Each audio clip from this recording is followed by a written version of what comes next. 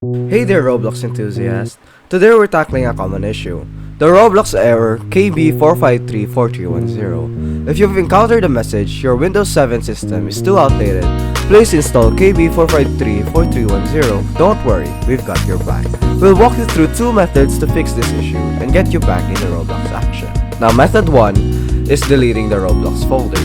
So let's start with method 1. So step 1, we need to press Windows plus R keys. First, press the Windows key and then R simultaneously to open the Run menu. Next, for step 2, type in %appdata%. In the Run dialog that appears, type in %appdata% and hit Enter. Step 3, find and delete the Roblox folder. Now navigate to the Roblox folder and simply delete it. This will clear out any old data that might cause.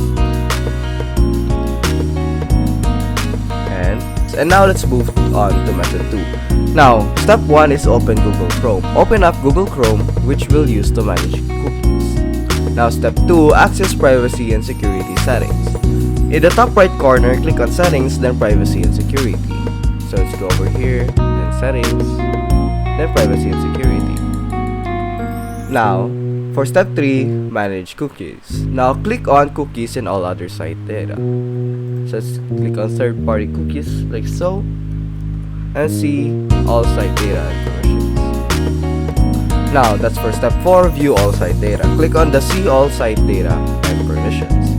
Step 5, search and delete the Roblox data. In the search bar, type Roblox and you'll see related data. Delete it all. Type in Roblox and over here, delete. And there you have it, gamers. You've learned two methods to fix the Roblox error KB4534310. This quick solution should get you back to enjoying your favorite Roblox games in no time. If this tutorial was helpful, please give it a thumbs up and don't forget to subscribe for more tech tips. Thanks for watching and happy gaming.